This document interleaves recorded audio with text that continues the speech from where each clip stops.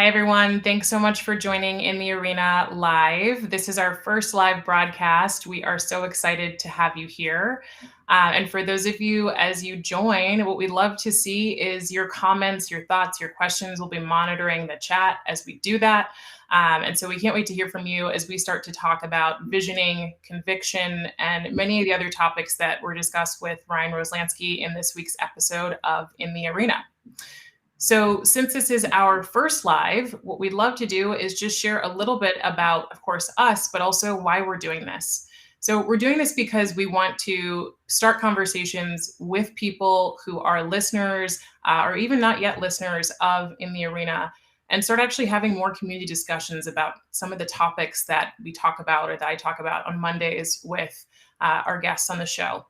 So what we'll be doing is opening up, creating kind of an open space, no real agenda, to talk about some of these topics, and also to focus specifically on two things. One is forwarding the action that you take, whatever that is, and the other is deepening the learning. So if we're not forwarding the action, deepening the learning, it's pretty difficult to self-develop. So we're going to do that every single time in 30 minutes with you, and we're excited to take it away. With that, I'll do a quick intro to me, and then I'll pass it off to my lovely co-host here. So my name is Leah Smart. I work at LinkedIn. I am a learning partner, and I work specifically in human development. My passion is self-development, and I run the In the Arena podcast on LinkedIn. And I'll pass it to you, Kelly. Thanks, Leah, and really excited to be here today. Thank you all for tuning in. My name is Kelly Chuck. I am also on the learning and development team, and I get to work with Leah every day. I'm a learning partner for the engineering org and also for our new hires. And I'm super excited to dive into today's content to really understand and go through the priorities that Ryan was talking about in his podcast with Leah. Love it. All right. So we're going to kick off with some stories, Kelly, which was such a great thought on your part. Just talking about what this meant for us from a story perspective. And I think it was about talent being equally distributed, but opportunity not. Yeah, absolutely. That was my favorite quote of his session. I posted it on LinkedIn a couple of days ago, and it just rings true and brings a lot of purpose and vision to what our company stands for. What we try to do is bridge the gap to make sure that opportunity is available because talent is everywhere. And what can we be doing every day as employees of LinkedIn to help close that gap and create those different opportunities, I think is a key part of our work and motivates us to do what we do. Yeah, and I think Ryan used a great example, and you talked about one too, which is when you think about talent and opportunity not being equally distributed, thinking about some of the roles that people are in around the world that are actually transferable into other roles, which we haven't naturally said so. And so I'm so passionate about this because, myself, I've had, I think, 8 different roles at LinkedIn in my time over 10 years. And what I noticed was, many times people would be looking at me for a title versus the skill set that I had. And so I was looked at in a very specific, straight line instead of being looked at as someone who has skills that could be moved over to another role. So it was typically that I was trying to kind of translate them just so people would understand that. Have you had that experience too? Oh, completely. I think both you and I come from not an area where we were grooming our resumes to go into learning and development. And it's so, I think it really drives point home because both of us, we currently love our jobs. We find a lot of value in what we do. But you come from sales. I come from pre-nursing. I wanted to work in a hospital and gain different skills there. But what Ryan really focuses on is we need certain skills to do a job. We don't need to go to a certain high school or college or have worked at a certain consulting firm to be successful in different roles. And how can we equip people with skills they need to get the job done? And one example that really resonates with me at one of our company connects, which is a whole company meeting, is at the beginning of the pandemic when a lot of people were being laid off, especially in stores, cashiers, waiters, and waitresses, they found that 80% of the skills that people needed to do that job were transferable to more COVID-friendly jobs like customer service, remote work from home. And like we could get the next 20% of skills on LinkedIn through LinkedIn Learning, and put people to better things that could fit them right now. Yeah, and first of all, I want to know, like, you were in nursing. How did this? What translated? How did this happen? Yeah, so I was never formally a nurse. I never went to nursing school, but I thought from the 8th grade when my little cousin Quinn, he's 12 now, was born prematurely. I spent some time in the neonatal intensive care unit, and those nurses were just incredible. And I thought, wow, I want to do that. I want to help little babies like this. And so I prepared my whole undergrad career with all the prereqs. I worked all of my summers in the hospital, in labor and delivery in the neonatal intensive care unit. And so I wrote an article on LinkedIn. It's called From Labor and Delivery to Learning and Development. And honestly, there are transferable skills between the two. I think ultimately this is a better fit for me, but that's just one example of coming from non-traditional backgrounds. Like somebody took a chance on me when I came into LinkedIn, and I've had the opportunity to grow within the company. And I think it just goes to show, like, equipping people with skills internally, whatever networks really helps people. But yeah, tell me more about yours. So you've been at LinkedIn for almost a decade, but you come from sales. So how did you get into L&D? Do you have like 5 hours? Yeah. Well, everyone else doesn't. So let's see. So I started at LinkedIn, and I like to say that I sort of fell into each of my roles. I didn't plan to work in tech right away. I actually wanted to go travel the world. And my dad said, who's been in tech, why don't you just work for a company that can, be the way that you travel the world? Your job can be traveling the world versus you just going and doing it. So I heeded his advice, which was probably really smart. But I fell into sales. I didn't know exactly what I wanted to do. And I have kind of an odd background. I was an agricultural business major. So I spent, 2 years of my time in college, around a lot of ag people on farms and dairies and kind of random stuff that you probably also get having gone to UC Davis. But I ended up, falling into sales and then realizing I was good at it, wanting to do something a bit different. So I started at LinkedIn 10 years ago, but I left for a year and a half. So I'm also a boomerang. And my journey was probably mostly unintentional, except for recognizing when I knew I wanted something a little bit different. So probably the first, I'd say, 7 years of my career was, doing things that I knew I was good at. I knew I was building skills, but I wasn't quite sure what I wanted.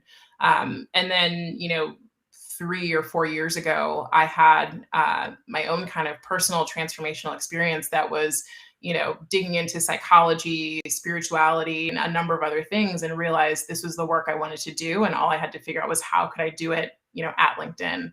And I was fortunate enough that I was in the right place at the right time, which takes me to the idea of luck, which, Ryan talked a lot about. I've seen it many times in my career. I felt like I was, and that, anyone else could have been in a similar position and had, similar experience. But I'm curious for you, like, do you think luck is the real key, or plays a meaningful kind of role in where we end up? Yes, Leah, absolutely. I think in any situation, there's people that are more talented, smarter, competent than you. And oftentimes people are in opportunities because they hit the right thing at the right time. And Ryan talks about that in his podcast.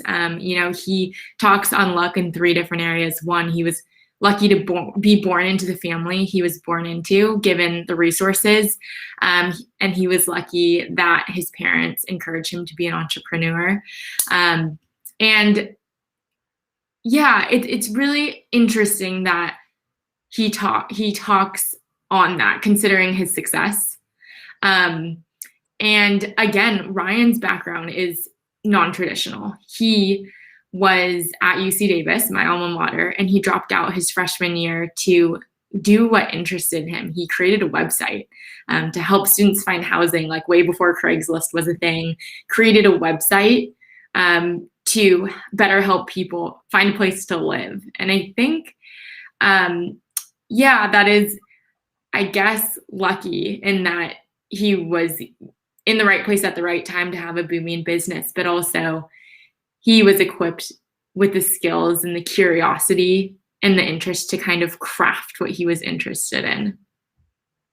Yeah, I think there's like this, I don't think luck is obviously not the only thing that comes into play. There's, he talked a bit about having the access, but also, like you said, the family experience, and the parents to say, here's what you should be thinking about. Here's what you can be open to based on the way we're bringing you up. You should be open to failure and to learning and to building skills. And so there was also that, like, the role influential adults play in all of our lives on how likely we are to take risks. And so I think when luck meets those, pieces of conviction, like Ryan talked about, but also meets, preparation, which we hear a lot about, luck, timing, preparation all comes together. That's when things sort of open up.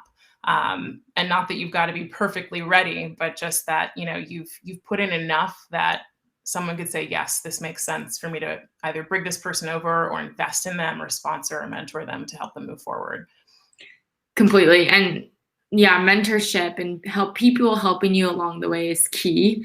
And the other piece of luck I forgot to touch on is that Ryan met Jeff Weiner, LinkedIn's previous CEO, in his journey at Yahoo, and Jeff really took him in and mentored him in his professional journey. So I'd say that in part is Ryan defines that as luck. But for you, Leah, like, you've had tremendous growth within the company, starting your podcast, really helping people understand the mission and vision of the work we do and helping people find work they love. I'm wondering, you must have had some help, guidance along the way. Like, is there anything you can share with us about mentorship or guidance in your time? Yeah, I mean, that's a great question. I would say the most resonant thing for me has been following my curiosities. So I never knew I would end up in this role. And it's not the only role I'll ever have, right? I'm going to continue on, just like all of us are going to continue to move to different roles, to do different things. So I would, number one, just say, you can't always just say, I'm going to do this job and this job and this job. Sometimes it's just, deciding that you're going to pick up a skill, or you're going to, follow a curiosity to just learn something new. For me, one of my curiosities I followed was Kabbalah. I was really curious about Kabbalah, and I had no idea why, but I decided to follow it. So just being able to do something like that meant that I could, jump in and actually, learn something that was very different and potentially off path. But lo and behold, Kabbalah is all about consciousness. And that's some of the work that I do around well-being and human development. So I've been able to pull in some of the just philosophies of different things that I've been curious about versus worrying about the perfect applicability in the moment. Yeah, that's awesome. Yeah. Great practice. Yeah, it is. And it's sometimes easier said than done. I think a lot of people right now, especially during COVID, have been like, wait a minute, I don't have the time for this. I don't have time to skill myself up. I can barely, keep everything together as it is. So I think it's also just kind of following, especially now, the energy that we all have, and the direction that you want to go. But you're allowed to have that space to say, we want to be able to, look at A, B, and C, but it's not going to happen for 6 to 8 months. That's okay. So just being able to do that and decide on your timing is also really meaningful. And a friend of mine always says, whatever's for you won't miss you. So, if it is something that's meant to happen for you, just because, today you don't have the energy for it doesn't mean it won't ever happen. Mm-hmm. Mm-hmm. Yeah. And one more thing on the skills space, I think both you and I, working for a really awesome company with a great mission and vision, get a lot of people wanting to know about what we do and how to match them with the opportunities they're looking for. So I often get the question of, like, how do I, if I want to do what you do, like, what steps do I need to take to get there? And I find myself being like, oh, like, I feel like my path shouldn't be your path. And so for people tuning in on the call or looking to find new job or opportunity, listen to this podcast, listen to us, focus on what you're interested in, like develop skills that really interest you, because that's when you're going to become passionate about your work, and then the opportunity will come. Like, don't try to fit yourself into a mold or a box. It doesn't work like that, right, Leah? It doesn't. It really doesn't. And there's always a surprise like lurking around the corner. I love that point. I get questions too of how did you get to do the work you're doing? And most of the time I can't really answer it perfectly and I almost don't want to, because I don't necessarily believe that. I know that everyone's path is not your path or my path, right, Kelly? So just knowing that it's best to follow whatever is unique to you, and that's how you'll kind of get to where you want to go. One of the other things, Kelly, and I'm curious about your thoughts on this, we're seeing a lot more people, especially during the Great Reshuffle and the Great Resignation, who are saying, I'm leaving my company and I'm either going to another company or I'm not going anywhere at all. But the undertone of it that I've read a lot about is that people are looking for meaning and purpose in the work they're doing. What do you make of that in the Great Reshuffle and the Great Resignation? Look, yeah, I think that's the core of what we're all trying to do, right? We work 9 to 5-ish every week, and it would be great if you could find meaning and purpose in the work that you're doing. I know my family's on the call, so I'm gonna have to shout it out. My grandpa always says it's, you've found it when you have meaningful work and the strength to do it. And in order to find that, I think it's important to first understand like what motivates you, what you're passionate about. I see my brother's on the call, so I'll use him as an example. He works for nonprofit education, so like equipping PhD students at Berkeley to go into underprivileged areas, teaching science education to low-income elementary school students. Now, that might not be initially, when you're looking at jobs, the most glamorous thing, but I know that my brother would rather be doing that over a lot of different things, because that brings value and purpose to him, and it's really great work. And I think it's really rewarding to see that. But in terms of, the question was just in generally finding meaning and purpose. Yeah, I'm curious even what that looks like for you. Yeah, meaning and purpose for me, I think it's something that I'm always continually looking for.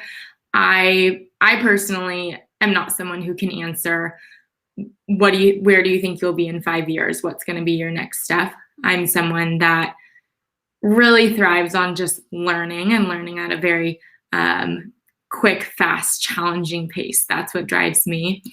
I think, I'm really fortunate to have a coach at LinkedIn, a coach through school, and a lot of different mentors that help me. And I haven't ultimately found it yet. I know there's things that I'm interested in, and I'm continuing to journal on them and talk to other people about it and find ways to infuse that in the day-to-day work. But it's not something that I have really solidified yet. But what about you? How do you see that in your work? Well, first of all, I love that you say you haven't solidified it yet, because that's really meaningful, right? Because the idea that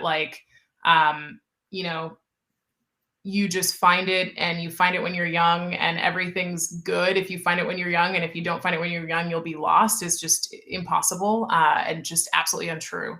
I've looked for it more than I've, right? I guess I'd say I've created it more than I've searched for it. And I think I'd be back to the same place of following curiosities to say, what makes me feel fulfilled and makes me feel like I'm doing really meaningful work for people around me, and being aligned to that work and saying, okay, how do I, I know for me, what gives me meaning and purpose is work like this. It's self-development, but it's also, trying to get this message out to more people. And, as a coach, I work with a lot of different people, mostly millennials, who are at a point in their lives where they're saying, how do we find more meaning and purpose in the work that we're doing because we don't have it? And so that's what's been the most exciting for me, is to try and figure out how we get more people aligned to this idea that you can find it. But it's really about, again, following your curiosities and starting with your values, and saying, what's valuable to me? And to your point about visioning, I have no idea what I'll be doing in 5 years. I'm probably like you, right? Like, a lot of this is to be unfolded. It's TBD, but just kind of going where the energy goes and saying, where do I get the most energy? What gives me the deepest sense of satisfaction? And how can I bring that more into my everyday work? Yeah. And back to your point about how are we finding that, especially with the Great Reshuffle and the Great Resignation. So for those of us that aren't familiar with those, the Great Reshuffle is people constantly changing jobs. And then Great Resignation is when people leave a job with the next one not necessarily lined up. And although that can be stressful for the purposes of job security and bills and providing for others, if we could reframe it to think about taking a step back and better understanding, well, what are we interested in? What do we want to do? How can we help other people through our contributions and our skills? I think that with so many people moving around in the industry, into all the industries, it's an opportunity for a step back and reflection to think about how we can contribute to society. And I won't jump ahead too quickly. We'll focus the last 5 minutes of the session on takeaways today for how you can get the most out of this podcast, this LinkedIn Live, to apply that to your story. Yeah, well, maybe if we do, I actually think you were going in a really great direction of thinking about meaning and purpose and visioning. I'm curious, like, what do you do? When you think about a vision, you're working with your coach, are you vision boarding? Are you, writing down your values? Are you looking at, whatever your next job is and saying, these are the things I want to do or I don't want to do? How do you build a vision for yourself? Yeah, it's a good question. I have a hard time figuring out, do I like something or do I not like something? I have to try it a couple of times to see if it's a good fit and whether maybe it's challenging for me. It's not a given skill, but I know I can work to get there. And so just as work comes up, I'm also in school, evening weekend student. And the things I learn in class, a lot of it is parallel to the work that we're doing every day, and a lot of it is not. And so based on that, look, I'll give you an example. One of my least favorite classes I've taken so far is managerial accounting. Shout out to all the accountants out there. I can never do your job, so thank you for doing it. I will never be doing my own taxes or anything else. But that class took me through so much stress of just how is this applicable. And I saw my classmates struggling a lot. And I could have studied hours on end and not gotten enough sleep and punched out an A or something. But I kind of just understood baseline. And I instead leaned into, okay, my classmates are struggling. Like, how can I help them? And I got really narrowed in on oh my goodness, if I do not get an A in this class, what if I don't graduate? Because I think we can all go down that rabbit hole as students. But rather, how can I help my classmates to get out of this rabbit hole? Because this is just one thing on the journey to getting our degrees, on the journey of professional, personal development. And how can I try to lean in and coach them to kind of think bigger, contribute one small stressful class to the bigger purpose of why we're in school, why we're learning, and what we're learning to life. And so kind of what I took away from that, I couldn't tell you anything about the content of the class. Sorry, professors, if you're listening. But the skills that I needed to persevere through something I really did not enjoy, something that did not come easy to me, and really use that to focus on really powering through work at work when I don't love it. And realizing the bigger purpose of my contributions when work's not fun or glamorous. Yeah, it sounds like too the one of the things that motivated you was helping other people and kind of being the person that leads people in a specific direction and then widens the aperture to say, this is what we're doing at a larger scale. And I can imagine, I mean, it makes perfect sense given your role now and supporting, every single new hire that comes to LinkedIn, that helping people and helping them get on the right path is really meaningful for you. Yeah, definitely. Yeah.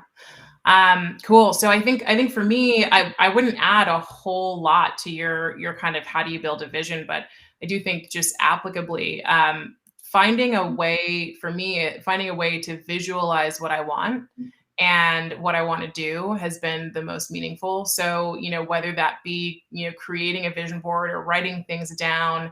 I remember 4 years ago ish, 3 years ago, I made a pie chart and said, what are the things I want to be doing and what percentage of time do I want to be spending on those things? And, somehow, unfortunately, they always say, or Brene Brown says this, I won't say they always say, but, when you write something down, it moves you from your head to your heart through your hands. And so I've written things down, and I notice when I write them down, and the kind of science behind this is connecting your left and right brain so that you actually you're more unconsciously aware of the need to move towards the thing that you're looking for or that you've said you want in your vision. So I might recommend to people too, if there's something that you want, write it down and write it down really specifically so you can get clear on it. So a lot of times we, circle in our heads and we're like, what's going on? I don't know what I want. We're trying to envision it, but we can't figure it out. And then we're just stuck up there. But when you write it down, it starts to become clearer and you can say, yes, I do want this thing, or actually, no, I don't want it to look this way. And it helps you guide yourself along the path to decide, based on what I wrote down, is this what I want or is something else what I want? So I would say, being able to write things down, get clear about what you want when you're creating a vision, and also know that vision can change and being open to the fact that, like, gosh, don't we all know at this point how likely things are to change in the world? If you're open to the flexibility, you can also then follow whatever shows up on your path. Yeah, I love that, Leah. I think there's power in using the traditional pencil and paper, writing things down, scratching it out, rewriting it. Personally, I'll show you right here. I've got 3 of these composition notebooks that I write down my thoughts, my visioning. I haven't seen one of those in like 15 years. Oh, well, you can get them at the LinkedIn office. Go grab one next time you're there. Cool. All right. Well, we are at time. Thanks so much for everyone for joining us. Really, again, we talked about how we create vision, how we align ourselves to more opportunities, given we all have multiple talents. And then finally, what are some of the applicable steps we can put in place so that when you're moving forward, you can figure out whether what's in front of you is actually what you want or maybe what someone else wants, and then redirect. So thank you for joining us. Kelly and I will be back. Kelly won't be on the next one, but she'll be back in, I think it's a few weeks, right? Yeah, a couple of weeks. Awesome. Can't wait. Thanks for joining us, and we will see you all soon. Thank you, everyone. Bye.